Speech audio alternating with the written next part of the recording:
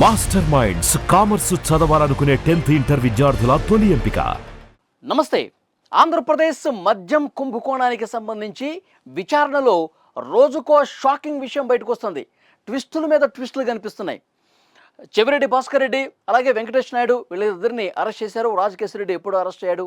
ఈ కేసులో ప్రముఖ పాత్ర పోషించారు వీళ్ళు. అయితే వీళ్ళకు ఒక మీడియేటర్ ఉన్నాడు. వాళ్ళ ఆదేశాల మేరకు నడుచుకున్నటువంటి ఒక కీలకమైనటువంటి వ్యక్తి ఉన్నాడు. ఈ మద్యం స్కీమ్ను మొదటి నుంచి కూడా ఫాలోఅప్ చేస్తూ వాళ్ళకి సహకరిస్తున్నటువంటి వ్యక్తి ఉన్నాడు. అతన్ని అదుపులోకి తీసుకుని అతని వాంగ్మూలాన్ని రికార్డు చేస్తే సంచలనమైన విషయాలు బయటకు తీసుకొచ్చాడు. కట్టా ప్రణయ్ ప్రకాష్ అతని వాంగ్మూలం ప్రస్తుతం మ్యాజిస్ట్రేట్ ముందు రికార్డ్ చేశారు. ఎలాంటి సంచలన విషయాలు బయటకు వచ్చినాయంటే, మద్యం తయారీ కంపెనీల నుంచి, సరఫరా కంపెనీల నుంచి తీసుకున్నటువంటి ఆ లంచాలు మొత్తం, ఆ ముడుపులు మొత్తం కూడా ఎక్కడ దాచిపెట్టారు, తర్వాత ఏం చేశారు, అన్నీ కూడా పూసగుచ్చినట్టు క్లియర్గా అధికారుల ముందు చెప్పేశాడు, కక్కేశాడు, మొత్తం ఒప్పేసుకున్నటువంటి పరిస్థితి ఉంది. ఆ ప్రణయ్ ప్రకాష్ తన వాంగ్మూలంలో ఏం చెప్పాడంటే, ఏదైతే ఈ ముడుపుల రూపంలో తీసుకున్న డబ్బుల్ని జగన్మోహన్ రెడ్డి గారి తాడేపల్లి ప్యాలెస్ ఉంది కదండి, ఆ ప్యాలెస్కి కూతవేటి దూరంలో అత్యంత సమీపంగా ల్యాండ్ మార్క్ అపార్ట్మెంట్ అనేది ఒకటి ఉంది. ఆ అపార్ట్మెంట్లో 312వ ఫ్లాట్ నెంబర్ని ఆ ఫ్లాట్ని అద్దెకు తీసుకుని ఈ డబ్బులు మొత్తం కూడా అట్టపెట్టిల్లో చేర్చారు. ఆ ఫ్లాట్ని అద్దెకు తీసుకుంది ఇతనే, ప్రణయ్ ప్రకాష్. చెవిరెడ్డి భాస్కర్ రెడ్డి, రాజకేశ్వర రెడ్డి వీళ్ళందరూ, ప్రణయ్ ప్రకాష్ నువ్వు 312వ ఫ్లాట్ నెంబరు అక్కడ అద్దెకు తీసుకో, అద్దెకి తీసుకున్నాక మన వాళ్ళందరూ కూడా వచ్చి నీకు అట్టపెట్టెల్లో డబ్బులన్నీ ఇస్తూ ఉంటారు. ఈ మద్యం కంపెనీల నుంచి వచ్చినటువంటి డబ్బులన్నీ కూడా ఇవి ఆ రూమ్లో భద్రపరచు, జాగ్రత్తగా భద్రపరచు, తర్వాత మేము చెప్పినప్పుడు అవి మేము ఎవరికి ఇవ్వమంటామో అప్పుడు వాళ్ళకు అందజేయని చెప్పి చాలా క్లియర్గా చెప్పారు. అయితే ఈ డబ్బంతా కూడా ఎలక్షన్స్లో 2024 ఆంధ్రప్రదేశ్ ఎన్నికల్లో వైసీపీ అభ్యర్థులకు చేరవేయటం కోసం దాపెట్టారు. అంతకుముందు చాలా స్పష్టంగా రాజకేశ్వర రెడ్డి కూడా తన విచారణలో చెప్పారు. జగన్మోహన్ రెడ్డి ఆదేశాల మేరకే మద్యం కంపెనీల నుంచి మేము కమిషన్లు తీసుకున్నాము. ఎన్నికల్లో మన అభ్యర్థులకి లాభం కలిగే విధంగా, మన పార్టీకి ఫండ్ రూపంలో ఉపయోగపడే విధంగా ఈ డబ్బులు మనం ఉపయోగించాలని చెప్పి జగన్మోహన్ రెడ్డి గారు నాకు చెప్పారంటూ రాజకేశ్వర రెడ్డి కూడా గతంలో విచారణలో ఒప్పేసుకున్నాడు. ఇప్పుడు క్లియర్గా అర్థమవుతుంది. ఆ 312వ ఫ్లాట్ నెంబర్ దగ్గరికి చెవిరెడ్డి భాస్కర్ రెడ్డి గారు కొంతమందిని పంపిస్తూ ఉన్నారు. ఈ ప్రణయ్ ప్రకాష్ అనే వ్యక్తి ఏదైతే అట్టపెట్టెల్లో డబ్బులు వచ్చినాయో వాటన్నిటినీ కూడా ఆ మనుషులకి ఇచ్చి వైసీపీ అభ్యర్థులకు అందజేసిన పరిస్థితి ఉంది. దాదాపు 500 నుంచి 700 కోట్ల రూపాయల వరకు ఈ 312వ ఫ్లాట్ నెంబర్లో భద్రపరిచినటువంటి ఈ సొమ్ముని వైఎస్ఆర్ కాంగ్రెస్ పార్టీ అభ్యర్థులకు ఎన్నికల్లో గెలవటం కోసం ఉపయోగించారన్నది చాలా క్లియర్గా ఒప్పేసుకున్నాడు.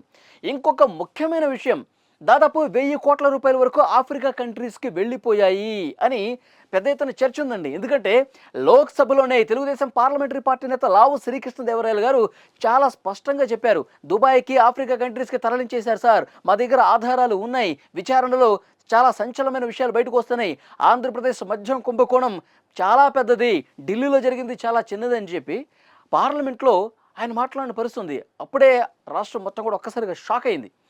ఇప్పుడు బయటకు వస్తుంది ఆఫ్రికా కంట్రీస్కి ఏ మేరకు తరలిపోయాయన్నది. టాంజానియాలో, ఆఫ్రికా కంట్రీస్లో జింబాబ్వే కావచ్చు, టాంజానియాలో ఇనుప ఖనిజం పరిశ్రమను ఏర్పాటు చేయాలని పెద్ద ఎత్తున ప్రయత్నాలు జరిగాయి. చెవిరెడ్డి భాస్కర్ రెడ్డి, రాజకేశ్వర రెడ్డి, తర్వాత వెంకటేష్ నాయుడు, చెవిరెడ్డి మోహిత్ రెడ్డి వీళ్ళందరినీ తీసుకొని ఈ ప్రణయ్ ప్రకాష్ అనే వ్యక్తి ఆఫ్రికా కంట్రీస్కి, ఈ దేశాలకు తీసుకెళ్లారు. అక్కడ ఇనుప ఖనిజం పరిశ్రమకు ఏర్పాటుకు ఎక్కడ సాధ్యాసాధ్యాలు ఏ విధంగా ఉన్నాయి, ఎక్కడ ఏర్పాటు చేస్తే బాగుంటుంది, అక్కడ ఉన్నటువంటి అధికారులతో భేటీలు నిర్వహించడం, ఇవన్నీ కూడా పలు దఫాలుగా జరిగింది, నేనే వాళ్ళని తీసుకెళ్లాను అని చాలా స్పష్టంగా ప్రణయ్ ప్రకాష్ అనే వ్యక్తి చెప్పేశాడు. అంటే మద్యం కుంభకోణం ద్వారా తీసుకున్నటువంటి డబ్బుల్ని విదేశాల్లో పెట్టుబడులు పెడతా ఉన్నారంటానికి ఈయన ఆధారం దొరికేసింది. ఎందుకంటే అధికారులు కూడా మీరు ఏ రోజు ఆఫ్రికా కంట్రీస్కి వెళ్ళారు, ఆ ఫ్లైట్కి సంబంధించిన డీటెయిల్స్, తర్వాత ఎన్ని రోజులకు మళ్ళీ ఇక్కడికి వచ్చారు, అక్కడ ఎవరెవరిని కలిశారు, ఈ డబ్బులన్నీ కూడా ఆఫ్రికా కంట్రీస్కి ఎంత మొత్తం తరలించారు, దుబాయ్కి ఎంత మొత్తం తరలించారు. ఎందుకంటే ఇతను ఎక్కువగా దుబాయ్లో ఉంటాడు. దుబాయ్ నుంచి నేరుగా ఆఫ్రికా కంట్రీస్కి మళ్ళీ హైదరాబాద్ రావటం. సో ఈ వ్యవహారం జరిగిందనమాట. ఎప్పుడైతే కూటమి ప్రభుత్వం ఏర్పడిందో, ఎప్పుడైతే వైఎస్ఆర్ కాంగ్రెస్ పార్టీ ఓడిపోయిందో అప్పుడు రాజకేశ్వర రెడ్డి హైదరాబాద్లో ఉన్నటువంటి తన కార్యాలయానికి పిలిపించుకున్నాడంటే ప్రణయ్ ప్రకాష్ని. చెవిరెడ్డి భాస్కర్ రెడ్డి, కేసిరెడ్డి ఈ ప్రణయ్ ప్రకాష్ని పిలిపించుకొని మనం ఓడిపోయాం కాబట్టి మనం జాగ్రత్తగా ఉండాలి, నీ ఫోన్లు ఏవైతే ఉన్నాయో పూర్తిగా నాకు అందజేయి, నాకు సరెండర్ చేయి, 3 లక్షల రూపాయలు నీకు తీసుకో, ఫోన్లు కొత్త ఫోన్లు కొనుక్కో, నువ్వు వాడినటువంటి ఫోన్లన్నీ కూడా నాకు ఇవ్వు అని చెప్పి తీసుకొని on the spot Pranay Prakash ఫోన్లన్నీ కూడా ధ్వంసం చేశాడు రాజకేశ్వరరెడ్డి. తర్వాత ఎప్పుడైతే రాజకేశ్వరరెడ్డి ప్రమేయం ఉందని చెప్పి కథనాలు వస్తున్నాయో, కుటుంబ ప్రభుత్వం ఏర్పడిన తర్వాత మద్యం స్కామ్లో రాజకేశ్వరరెడ్డి ఉన్నాడు అని చెప్పి పెద్ద ఎత్తున చర్చ జరిగిందో, మీడియాలో కథనాలు వచ్చాయో, సార్ మీ పేరు ఇప్పటికే చాలా వరకు పేపర్స్లో వస్తుంది, టీవీలో వస్తుంది, నాకు ఎందుకో భయంగా ఉంది సార్ అంటే, ఏం భయపడాల్సిన పని లేదు, నువ్వు ఫస్ట్ దుబాయ్ వెళ్ళిపో, కొన్ని రోజులు దుబాయ్లో ఉండు, మేము చెప్పే వరకు అన్నారు.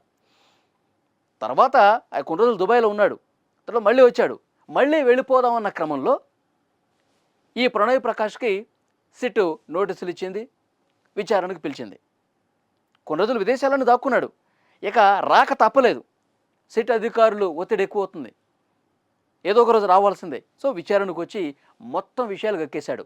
ఇక్కడ 312 ఫ్లాట్ తాడేపల్లి ప్యాలెస్ దగ్గర ఎంత డబ్బులు పెట్టారు, ఎవరెవరికి ఇచ్చాడు, తర్వాత ఆఫ్రికా కంట్రీస్కి ఎంత మొత్తం పోయింది, అక్కడ ఏం చేయాలనుకున్నారు, ఇవన్నీ కూడా పూసగుచ్చినట్టు క్లియర్గా చెప్పేశాడు. సో రాజకేశ్వరరెడ్డి ప్రమేయం చెవిరెడ్డి భాస్కర్ రెడ్డి ఆయన తనయుడు చేసింది, ఇది మొత్తం జగన్మోహన్ రెడ్డి గారి డైరెక్షన్లో జరిగిందనేది చాలా స్పష్టంగా క్లియర్గా పోలీసులు ఆధారాలు సంపాదించారు.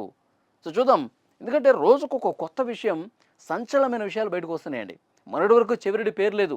సో విచారణ చేస్తూ ఉండగా అప్పుడు చెవిరెడ్డికి సంబంధించిన ఆధారాలు లభిస్తే ఆయన అరెస్ట్ చేశారు. ఆయన యాక్చువల్గా శ్రీలంక పోదాం అనుకున్నాడు, కొలంబో వెళ్ళిపోయి హ్యాపీగా ఎంజాయ్ చేద్దాం అనుకున్నాడు. ఎయిర్పోర్ట్లోనే బెంగళూరులో పట్టుకున్నారు సిట్ అధికారులు.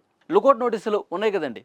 సో డెఫినెట్గా అక్కడ ఎయిర్పోర్ట్ ఇమిగ్రేషన్ అధికారులు ఎవరెవరు ఎయిర్పోర్ట్లోకి వస్తున్నారో వాళ్ళకి క్లియర్ ఇన్ఫర్మేషన్ ఉంటుంది, ఎవరి మీద కేసులు ఉన్నాయి, లుకౌట్ నోటీసులు ఉన్నాయి, ఎవరిని అడ్డుకోవాలి, వాళ్ళకి సమాచారం ఉంది.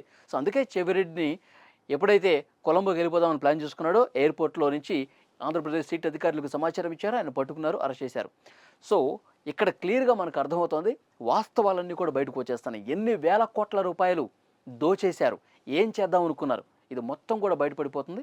రేపో మాపో కీలక సూత్రధారులు ఎవరు ఆదేశాలు ఇచ్చి స్కామ్ చేశారో వాళ్ళు కూడా అరెస్ట్ కాక తప్పదు.